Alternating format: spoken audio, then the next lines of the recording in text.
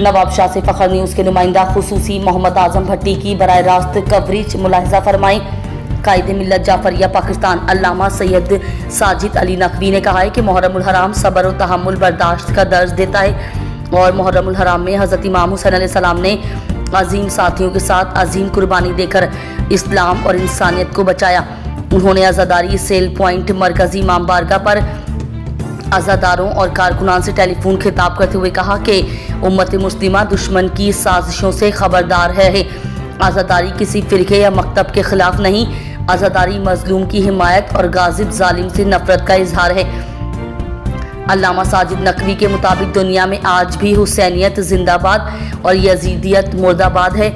उलमा अपने खिताबात में इत्तेहाद बैनुल मुस्लिमीन का दर्ज दें और अमरीका और इसराइल की साजिशों को बेनकाब करें। कारकुनान और आज़ादार इंतज़ामिया से ताबून करें। अल्लामा सैयद साजिद अली नकवी ने जाफरिया यूथ, जाफरिया स्काउट और अलाजल स्काउट के कारकुनान को हिदायत की कि वो आज़ादारों की सिक्योरिटी और खिदमत करें। इस मौके पर शिया उलमा कौंसल पाकिस्तान के सूबाई रहनुमा जवार मोहम्मद हुसैन चांडियो, मौलाना ताज अली इनकलाबी, मौलाना अता हुसैन चांडियो, मौलाना मोहम्मद आलम मरी, मौलाना अब्दुल हकीम लाशारी, अंजुमन मरकजी मुर्तजवी के सदर सैयद अली हुसैन शाह, सैयद मीसम शाह, वसीम खान खोखर, सैयद आफ्ताब हुसैन शाह, जब्बार जड़ियो जरदारी, शाहिद चांडियो, खान मोहम्मद जरदारी, फैयाज हुसैन लिखी, सैयद जाफर अली शाह, सैयद वक्कार जैदी, मुश्ताक चांडियो, इरफान कुरैशी, अली बख्श लुंड, आमदीन जरदारी, माजिद बलोच, साजिद जरदारी, हामिद अली समेत बड़ी तादाद में कारकुनान और आज़ादार मौजूद थे। अशरा मुहर्रमुल हराम जो मजलिसूं आज़ादारी जा जलूस जारी आहिनि। हर तरफ़ या हुसैन सदा बुलंद थी रहियूं आहिनि। शिया उलमा कौंसल पारां कायदे मिल्लत जाफरिया पाकिस्तान अल्लामा सैयद साजिद अली नकवी जी हिदायत ते सिक्योरिटी लाइ पुलिस सां गॾु जाफरिया स्काउट, जाफरिया यूथ या अलाजल स्काउट जा कारकुन मुक़ररु कया विया आहिनि, जेका आज़ादारी जो आज़ादारनि जो तहफ़ुज़ ऐं उन्हनि जी ख़िदमत करे रहिया आहिनि। जीअं त ही महीनो हिकु मुक़दस महीनो आहे जंहिंमें हज़रत इमाम हुसैन अलैहिस्सलाम पंहिंजे साथियुनि सां गॾु अज़ीम कुर्बानी ॾेई इस्लाम ऐं इंसानियत खे बचाए। तमामु बहितरीन आहिनि।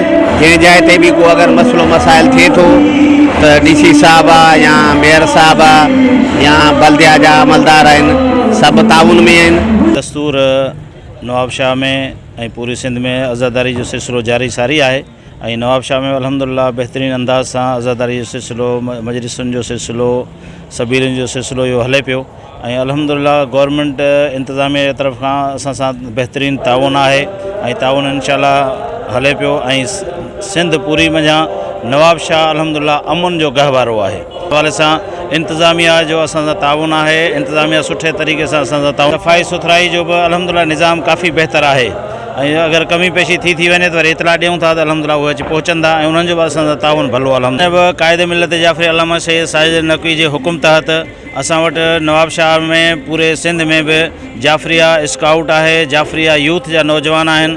इहे अल्हम्दुलिल्लाह भरपूर साथ ॾियनि पिया ऐं भरपूर इंतज़ामिया जो तरीक़ेकार संभालनि पिया।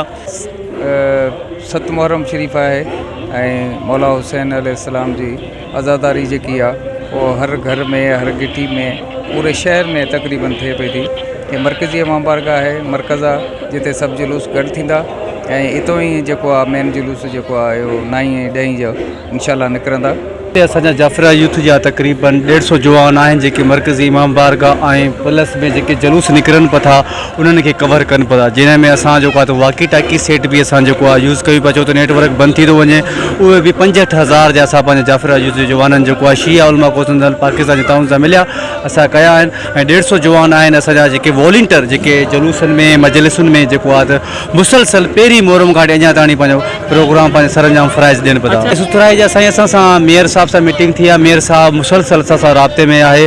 सफ़ाई रोशनी जो बंदोबस्तु तमामु सुठो हले बि थो ऐं सिंध पुलिस बि मुसलसल ताउन में आहे माशाअल्लाह, उन्हनि जा बि जवान आहिनि। वञे सां हिसाब सर नवाब शाह में जेको आहे त असांजो एम्बुलेंसूं जेके आहिनि 112 वारनि सां असांजो राब्तो थियो आहे। जानम फिदा क़ाइद ते असांजी पोस्टूं हलनि पियूं। 112 थी वियो, ईदी जो थी वियो, असांजो सभिनि सां राब्ता आहिनि ऐं असां उन्हनि जा शेड्यूल वठी छॾिया आहिनि। टोटली कॉन्टेक्ट्स नंबर असां वटि आहिनि आज़ादारी सेल पॉइंट में। अहिड़ो को बि सानियो या अलाह न कंदो थिए, पर जेको आहे 7 मुहर्रम ते ही तक़रीबन तक़रीबन 2018 खां वठी इहो सिलसिलो शुरू थियो आहे मुकाज़ जो उन सर ॿुधो त असां वाकी टाकी जेके आहिनि वॉलंटियरनि में असां यूज़ पिया कयूं उन हवाले सां असांजे वाकी टाकी जेके आहिनि एम्बुलेंसुनि में बि हूंदा आहिनि असांजे वॉलंटियर असां राब्ते में बिल्कुलु मुसलसल हूंदा रहियूं ऐं उन खां अलावा असांजो पंहिंजा जेके आहिनि 7-8 वॉलंटियर आहिनि आज़ादारी सेल पाण जे तरफ़ां जेके बाइक ते टोटली बारगाउनि ते जेको आहे विज़िट कंदा रहंदा आहिनि मुसलसल रात जो 2-3 बजे ताणी ऐं इंशाल्लाह असां सां जेको फुल टाउन जेको आहे शिया उलमा कौंसिल पाकिस्तान जो असां आहे ऐं डिस्पोजलों पर जनरेटर लगा दिए गए, मोटरें अवेलेबल हैं, पानी उनका स्टॉक नहीं होने दे रहे हैं। खुदा न खास्ता अगर 8-10 घंटे बारिश होती है तो हम कंट्रोल कर लेंगे इसको।